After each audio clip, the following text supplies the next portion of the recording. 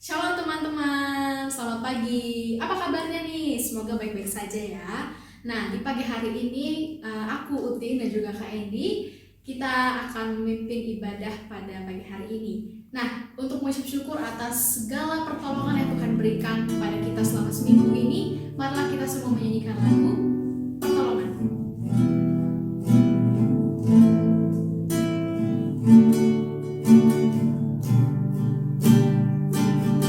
Hatiku tenang berada dekat. Hatiku tenang berada dekatmu, Kaulah jawaban hidupku. Hatiku tenang berada dekatmu, Kau yang pelihara hidupku. Hatiku tenang berada dekatmu. Hatiku tenang berada dekatmu, Kaulah jawaban hidupku.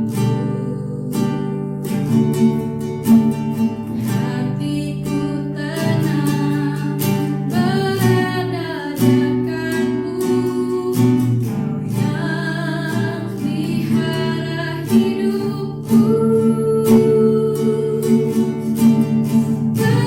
Pertolonganmu begitu ajaib, Kau telah memikat hatiku.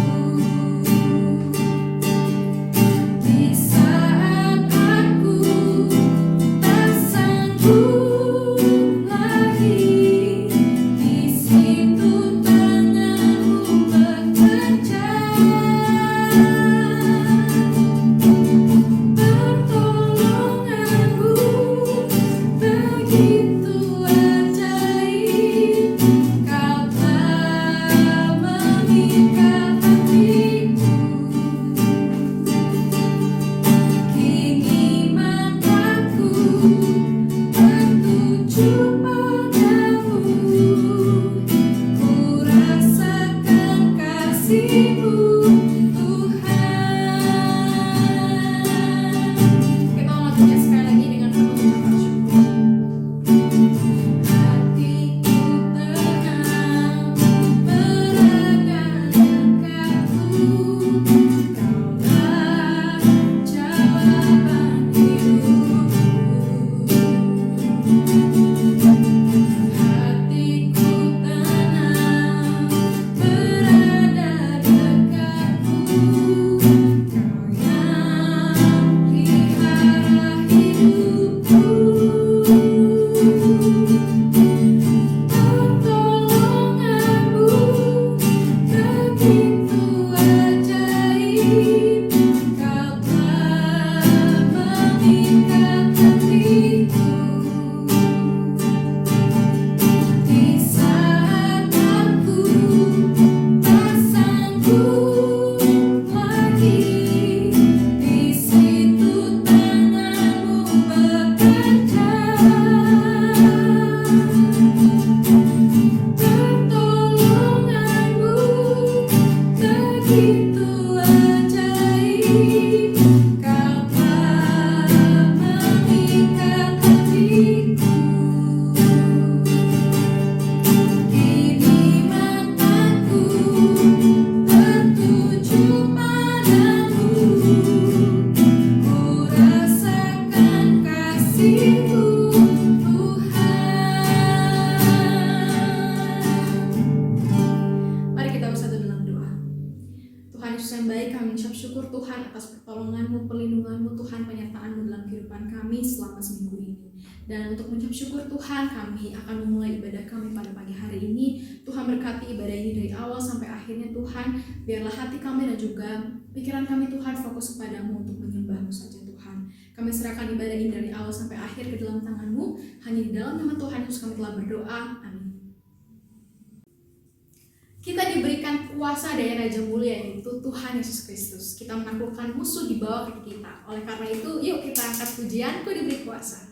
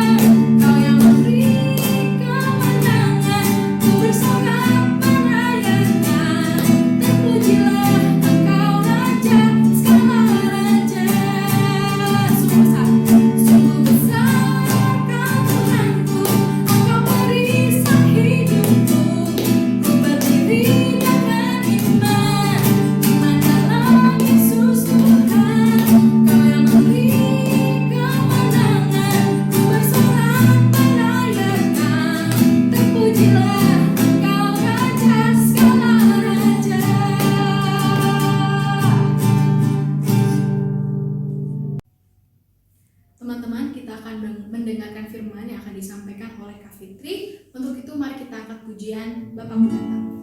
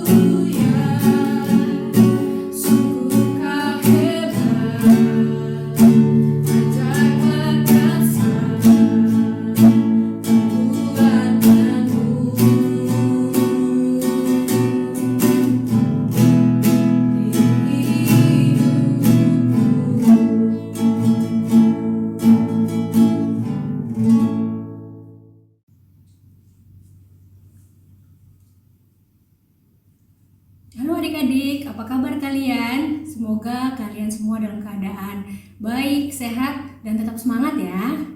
Pagi ini sebelum kita mendengarkan kebenaran firman Tuhan, mari kita berdoa dulu ya. Oh ya, sebelumnya kakak ingatkan adik-adik untuk mengisi form evaluasi segera setelah ibadah ini selesai ya. Dan ini juga sebagai absen ya. Oke, mari kita berdoa. Kita bersatu dalam doa.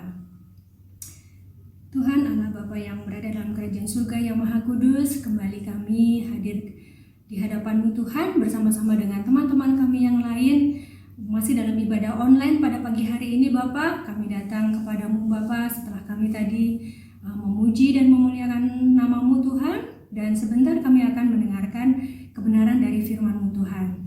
Biarlah kami boleh menyiapkan hati, pikiran kami Tuhan, untuk Tuhan isi, untuk Tuhan perbaharui, dan biarlah Roh Kudus-Mu bekerja seluas-luasnya di dalam hati kami, untuk kami boleh mengerti kebenaran akan firman-Mu pada pagi hari ini Tuhan. Berbicaralah kepada kami Tuhan, karena kami siap mendengarkannya. Di dalam nama Tuhan Yesus kami berdoa. Amin. Oh ya adik-adik, tahu kan di bulan Mei ini kita tuh merayakan 3 hari besar keagamaan. Apa aja yo? Ya benar, kita merayakan kenaikan Tuhan kita. Kemudian teman-teman kita yang Muslim merayakan Idul Fitri. Dan teman-teman kita yang beragama Buddha merayakan Waisak. Ini terjadi karena kita hidup di negara yang heterogen, alias negara yang terdiri dari beberapa etnis, suku, budaya, juga kepercayaan. Kita percaya bahwa keragaman ini dapat membuat kita mengembangkan pengetahuan, kebijaksanaan, karakter, dan pengenalan akan diri sendiri, juga orang lain, dan Allah sendiri. Jadi kita jangan membuat diri kita sendiri merasa eksklusif ya, dan berbeda dengan teman-teman yang lain, atau kita membuat kelompok yang kemudian menolak orang yang tidak sealiran dengan kita dalam kita hidup bermasyarakat. Kita mesti membuka diri. Jadi gini, contoh kecilnya gini, pada saat kita bertemu dengan teman kita, kita bisa membuka diri dengan menyapa mereka duluan. Misalkan halo atau hai kepada teman-teman kita yang kita kenal. Walaupun mereka itu berbeda suku atau kepercayaannya, atau ada paham-paham tertentu yang tidak sesuai dengan kita. Nah, dengan demikian kita tuh sedang membuka diri terhadap orang lain. Untuk apa? Supaya kita bisa berelasi dengan mereka. Sepertinya ini sederhana banget ya, tapi ini sangat berdampak loh. Berelasi itu penting loh adik-adik. Semakin kita berelasi, semakin bisa mengembangkan diri kita sendiri, entah itu secara karakter atau pengetahuan atau pola pikir kita juga kita ubah. Jadi jangan kita menutup diri terhadap orang lain, itu bisa menghambat kemajuan kita maupun juga menghambat orang lain. Sekarang kita mau belajar dari Alkitab, gimana cara kita hidup dalam kebenaran sesuai dengan firman Tuhan. Mari kita lihat Alkitab kita. Kita bisa juga pakai handphone. Kita baca dari Kisah Para Rasul 15 ayat 6 sampai 21. Maka bersidanglah rasul-rasul dan penatua-penatua untuk membicarakan soal itu. Sesudah beberapa waktu lamanya berlangsung pertukaran pikiran mengenai soal itu. Berdirilah Petrus dan berkata kepada mereka, "Hai saudara-saudara, kamu tahu bahwa sejak semula Allah memilih aku dari antara kamu, supaya dengan perantaraan mulutku, bangsa-bangsa lain mendengar berita Injil dan menjadi percaya. Dan Allah yang mengenal hati manusia, telah menyatakan kehendaknya untuk menerima mereka. Sebab ia mengaruniakan Roh Kudus juga kepada mereka, sama seperti kepada kita. Dan ia sama sekali tidak mengadakan perbedaan antara kita dengan mereka, sesudah ia menyucikan hati mereka oleh iman. Kalau demikian, mengapa kamu mau mencobai Allah dengan meletakkan pada tengkuk murid-murid itu suatu kuk yang tidak dapat dipikul, baik oleh nenek moyang kita maupun oleh kita sendiri? Sebaliknya, kita percaya bahwa oleh kasih karunia Tuhan Yesus Kristus, kita akan beroleh keselamatan, sama seperti mereka juga. Maka diamlah seluruh jemaat itu Lalu mereka mendengarkan Paulus dan Barnabas menceritakan segala tanda dan mujizat yang dilakukan Allah dengan perantaraan mereka di tengah-tengah bangsa-bangsa lain. Setelah Paulus dan Barnabas selesai berbicara, berkatalah Yakobus, "Hai saudara-saudara, dengarkanlah aku. Simon telah menceritakan bahwa sejak semula Allah menunjukkan rahmat-Nya kepada bangsa-bangsa lain, yaitu dengan memilih suatu umat dari antara mereka bagi namanya. Hal itu sesuai dengan ucapan-ucapan para nabi seperti yang tertulis. Kemudian aku akan kembali dan membangunkan kembali pondok Daud yang telah roboh, dan reruntuhannya akan kubangun kembali dan akan kuteguhkan, supaya semua orang lain mencari Tuhan dan segala bangsa yang tidak mengenal Allah yang kusebut milikku. Demikianlah firman Tuhan yang melakukan semuanya ini, yang telah diketahui dari sejak semula. Sebab itu aku berpendapat bahwa kita tidak boleh menimbulkan kesulitan bagi mereka dari bangsa-bangsa lain yang berbalik kepada Allah. Tetapi kita harus menulis surat kepada mereka, supaya mereka menjauhkan diri dari makanan yang telah dicemarkan berhala-berhala, dari percabulan, dari daging binatang yang mati dicekik, dan dari darah. Sebab sejak zaman dahulu, hukum Musa diberitakan di tiap-tiap kota. Dan sampai sekarang, hukum itu dibacakan tiap-tiap hari Sabat di rumah-rumah ibadat." Demikian adik-adik, sejauh ini pembacaan firman kita. Berbahagialah orang yang mendengarkan firman Tuhan dan yang melakukannya. Nah, dalam pembacaan kita tadi diceritakan Petrus tuh berhadapan dengan orang-orang Yahudi yang konservatif. Tahu kan arti konservatif itu apa? Konservatif itu dalam kamus KBBI adalah bersikap mempertahankan keadaan, kebiasaan, atau istiadat. Jadi mereka tuh berpikir secara konservatif, maksudnya mereka tidak mau mendengarkan pendapat orang lain, seperti itu. Nah, Petrus sedang berhadapan dengan orang-orang seperti ini yang pada saat itu tidak menginginkan adanya orang-orang Yahudi yang bergabung bersama dengan mereka. Atau mereka mau menerima orang-orang non-Yahudi ini, tetapi dengan syarat mereka harus melakukan hukum Taurat. Tuh kan, mereka mau menerima tapi pakai syarat. Nah, saat itu Petrus mengingatkan kepada mereka bahwa ia sendiri menerima Cornelius, seorang prajurit Romawi, ke dalam persekutuan mereka 10 tahun sebelumnya. Itu sebagai bukti bahwa karya Roh Kudus tidak dibatasi oleh peraturan ataupun asal suku bangsa. Tuhan memberikan Roh Kudus kepada orang-orang Yahudi maupun juga kepada orang-orang non-Yahudi. Mungkin orang-orang non-Yahudi dianggap najis dalam kaitan hukum seremonial, tetapi Tuhan tuh melihat hati ketimbang seremonial, tanpa membedakan apakah mereka orang Yahudi, orang Romawi, orang Yunani, ataupun bangsa-bangsa lainnya. Di sini Petrus mengatakan bahwa keselamatan hanya datang melalui anugerah Tuhan melalui penyerahan diri dalam iman, bukan ketaatan pada hukum Taurat. Orang Yahudi berkata, beragama berarti mendapatkan perkenanan Allah dengan mematuhi hukum Taurat. Tetapi Petrus berkata, beragama berarti menyerahkan diri kepada kasih karunia Allah. Dalam hal penerimaan, bangsa Yahudi itu merupakan bangsa yang dikenal eksklusif, yang mengisolasi orang-orang yang dianggapnya tidak sebangsa karena kawin campur dan karena tidak mengikuti hukum Taurat.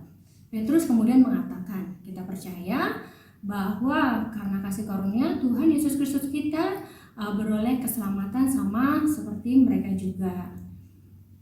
Seperti kesatuan Allah Trinitas dinyatakan dalam karya Allah, kasih karunia Yesus Kristus dan Roh Kudus yang dalam keragamannya menyatakan keselamatan bagi semua orang. Allah Trinitas sendiri menerima keragaman di antara orang-orang Yahudi dan orang non-Yahudi. Walaupun ada perbedaan-perbedaan dalam menjalankan ritual, namun bukan halangan bagi mereka untuk ditolak. Yakobus yang pada saat itu juga ada, juga menguatkan apa yang dikatakan Petrus, Ya, dengan menyatakan bahwa penerimaan Allah akan bangsa-bangsa lain juga merupakan rahmat-Nya seturut dengan rencananya. Itu ada di ayat ke-14. Di ayat ke-15 sampai 17 yang tadi adik-adik baca, hal itu juga sesuai dengan ucapan-ucapan para nabi seperti yang tertulis, kemudian aku akan kembali dan membangun kembali pondok Daud yang telah roboh, dan reruntuhannya akan kubangun kembali dan akan kuteguhkan, supaya semua orang lain mencari Tuhan dan segala bangsa yang tidak mengenal Allah yang kusebut milikku. Ini maksudnya adalah penerimaan dan keselamatan terhadap orang atau agama lain itu merupakan bagian dari rencana Allah dan bukan dikhususkan pada sekelompok orang tertentu aja. Oleh karena itu, kita tidak boleh menghalangi orang untuk datang kepada Allah, karena Allah mengaruniakan Roh Kudus kepada mereka.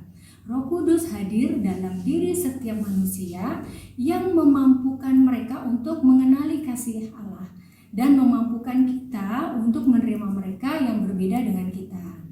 Nah, adik-adik bisa bersyukur kita hidup di tengah bangsa yang heterogen. Kebayang nggak kalau kita misalnya hidup homogen? Semuanya itu serba sama. Misalkan semua orang berambut keriting, memakai baju warna hitam dengan pemikiran dan karakter yang sama. Aneh kan? Jadi kayak robot ya. Semuanya itu serba sama. Karena kita hidup di tengah masyarakat yang heterogen, kita patut bersyukur karena diberi kesempatan untuk mengenalkan Yesus kepada mereka yang berbeda keyakinan dengan kita. Kita bisa menyatakan itu lewat hidup kita, cara penerimaan kita terhadap orang lain, perlakukan orang lain dengan penuh hormat dan rendah hati. Nah, adik-adik, sejauh firman Tuhan ini, dan biarlah ini menjadi rema bagi hidup kita di masa muda kita semua pada saat ini. Demikian firman Tuhan. Tuhan Yesus berkati. Kita berdoa dulu ya. Allah Bapa dalam kerajaan surga yang kudus, kembali kami datang ke hadirat-Mu Tuhan, mengucap syukur Tuhan untuk semua berkat kasih karunia yang sudah Tuhan berikan buat kami Tuhan.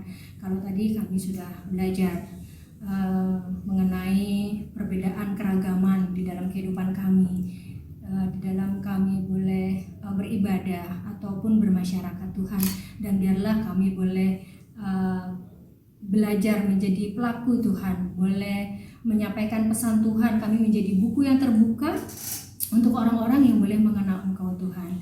Ajar kami Tuhan untuk melakukan firman yang boleh Engkau berikan buat kami pada pagi hari ini Bapa. Kami mengucap syukur Tuhan, dan kami mau serahkan ibadah ini selanjutnya ke dalam tangan-Mu Bapa. Terima kasih Tuhan, apabila ada dosa yang terselip sepanjang kami beribadah, kiranya Tuhan boleh mengampuni kami. Terima kasih Bapa dalam surga, kami sudah berdoa di dalam nama Tuhan Yesus Kristus. Amin. Demikian adik-adik, selamat hari Minggu, sampai jumpa lagi.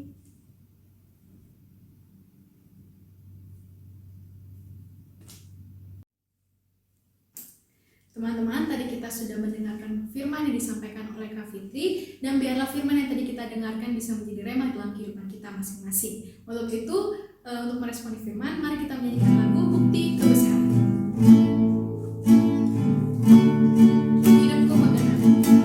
Hidupku menggenapi firman-Mu, ada mujizat sertai tiap langkahku. Kau bersamaku di dalamku,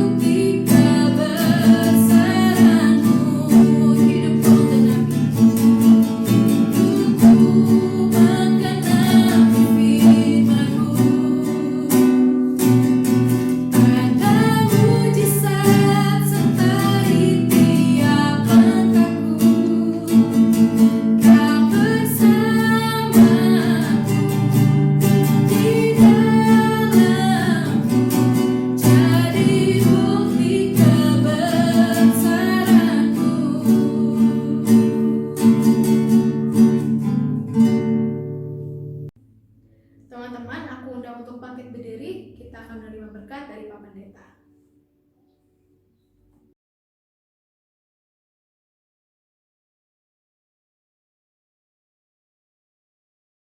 Shalom, anak-anak remaja dan taruna.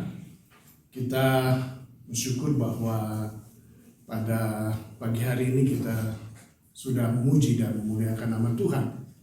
Dan kita juga sudah mendengarkan kebenaran firman Tuhan. Dan Pak Pendeta percaya bahwa kebenaran firman Tuhan yang telah disampaikan tidak hanya kalian renungkan, tetapi harus kalian praktekkan dalam perjalanan hidup kalian agar kalian boleh semakin menjadi pribadi yang takut akan Tuhan. Dan ini kita akan mengakhiri ibadah remaja taruna kita pada pagi hari ini. Kita akan menundukkan kepala untuk menerima berkat yang dari Tuhan. Mari kita tundukkan kepala kita menerima berkat dari Tuhan. Tuhan memberkatimu dan melindungimu. Tuhan menyinarimu dengan kasih karunia-Nya, dan Tuhan akan memberikan kepadamu damai sejahtera dan sukacita dari kemarin, sekarang, sampai selama-lamanya. Dan kita semua yang percaya katakan, amin. Selamat pagi, Tuhan memberkati.